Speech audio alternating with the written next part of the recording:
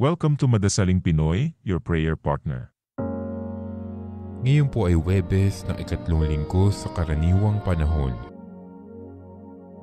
Ang mabuting balita ng Panginoon ayon kay San Marcos.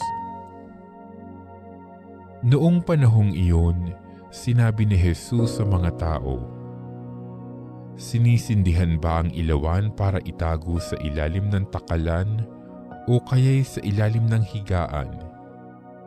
Hindi ba upang ilagay sa talagang patungan? Walang natatago na di malalantad at lihim na di mabubunyag. Ang may pandinig ay makinig." At idinugtong pa niya, "Unawain ninyong mabuti ang inyong naririnig. Ang panukat na ginamit ninyo ay siya ring gagamitin sa inyo ng Diyos at higit pa.